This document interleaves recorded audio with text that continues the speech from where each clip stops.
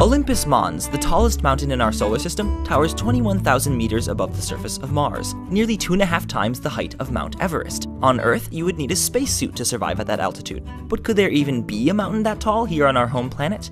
Based on the strength of Earth's gravity and the density and strength of rock, in principle you could make a single conical mountain that stretched between New York and Chicago and soared over 45 kilometers. That's twice the size of Olympus Mons and definitely dwarfs Everest. However, there are a couple of reasons why we can't actually have that humongous of a mountain here on Earth.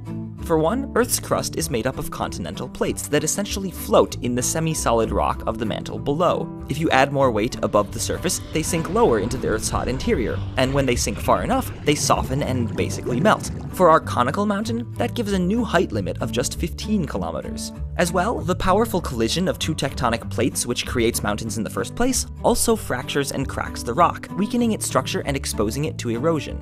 Over millions of years, freeze-thaw cycles pry at these cracks, while winds claw at the slopes and streams and glaciers carve deep valleys in the mountainside, all weakening the mountain's support. This can end badly. For example, 3,764-meter tall Aoraki Mount Cook in New Zealand had its top fall off one night in 1991, trimming it down to a 3,754-meter mountain.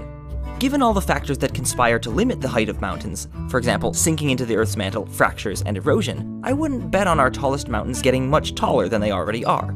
Then again, Mount Everest is still growing. 50 years from now, it could be 30 centimeters taller than it is today. Or it could be a good deal shorter. We'll just have to wait around to find out. And who knows, maybe we'll be on Mars by then, anyway.